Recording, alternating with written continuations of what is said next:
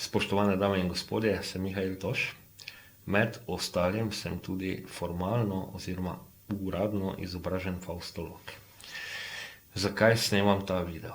Ta video snemam zato, ker sem pred 20 leti, to je bilo septembra 2001, diplomiral na tematiko Faustovska ljubezen v Goethejevem Faustu 1 in odtlej ves ta čas to temo, to področje dejansko raziskoval.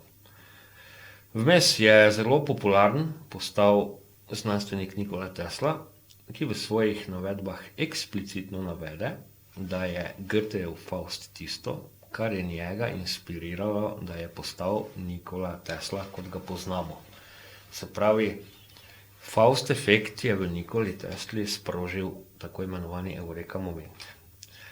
In jaz kot faustolog, kot rečeno, naslov te moje primarne študije, diplomske naloge, ampak v bistvu, ko gledam takole nazaj, to ni bila ena klasična diplomska naloga, ker že zaradi tematike je treba zelo, zelo široko študirati, pač se potem spiše v neko nalogo, ampak treba je dejansko preanalizirati mnogo področji. Ta naloga je imela naslov Faustovska ljubezen v Goethejevem Faustu 1 in sam avtor Fausta, Johann Wolfgang von Goethe, je dejal, ljubezen je tisto, kar svet spaja skupaj. In jaz sem, kot rečeno, leta in leta to raziskoval, kaj bi naj bilo, v bistvu ljubezen je tisto, kar svet spaja skupaj. Priznati si moramo, da v tem našem sodobnem svetu je pojem, termin ljubezen eden izmed najbolj perverziranih pojmov, kajti že nek odnos instrumentaliziranja drugega se pogosto v trivialni literaturi, filmih, kulturi, popkulturi pojmuje kar kot ljubezen. V bistvu je lahko efekt take, v narekovaju navidezne ljubezni za enega izmed obeh poguben.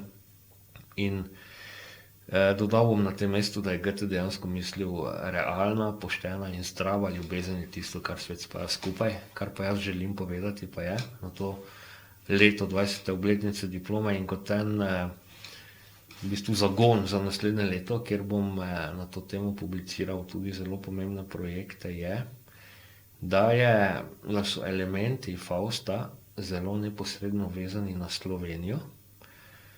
Zelo pomemben element v Faustu, sedaj bom naredil zelo kratko obnovo.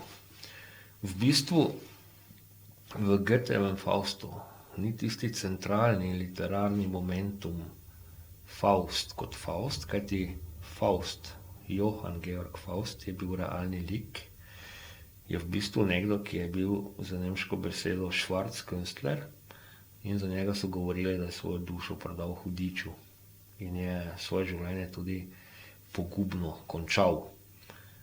V literarnem delu je pa Faust tisti, ki dejansko s tem, da dušo proda hudiču, dejansko pride do katarze, kajti momentum, ki ga Faust v literarnem delu živi, je pa tako imenovani naravni, naturalni momentum, da ga kljub vsem pritiskom, kljub paktu in ostalemu, pelje v smeri božjega, ne hudičevega, če poenostavim.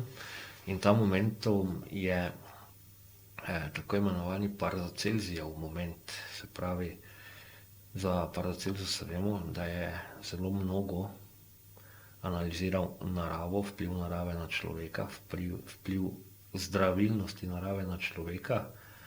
In v bistvu moramo opozoriti na tem mestu, da knjiga Faust je dejansko življenje realnega Fausta začinjeno s Paracelsijevim momentumom, da potem lahko dejansko pride do tega literarnega Fausta, ki pomeni očiščenje človeka.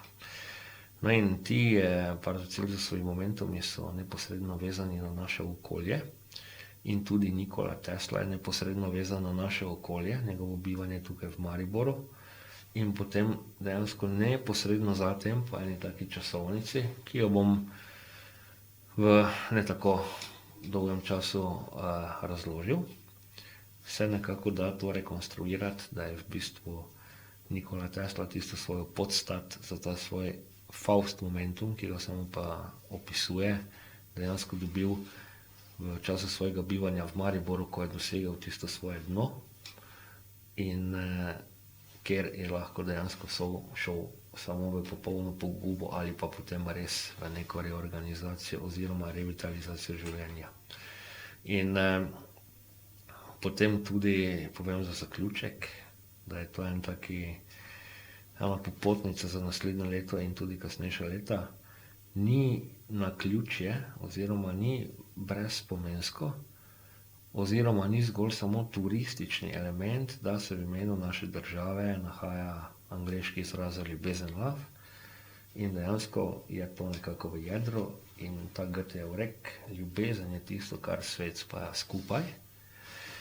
Es ist die Liebe, die die Welt im Innersten zusammenhält, se dejansko na imenu naše države vidi tudi grafično in ko človek vse te elemente, o katerih govorim sedaj, tako samo pregledno spozna to magičnost naše Slovenije in jaz vam že danes na tem mestu povem, spoznali boste marsikaj res osupljivega.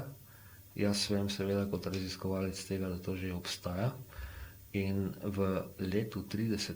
obeleževanja naše Slovenije povem za obstoj teh fenomenov, teh spoznanj, teh izsledkov in napovem, da bojo v prihodnjih letih res bogatili naš kulturni in tudi naravni prostor in ne samo naš slovenski, kajti v bistvu nas uvrstijo med tem, ko znajo izluščiti bistven kulturni lingvistični element, dejansko med zelo, zelo pomembne kulture tega sveta.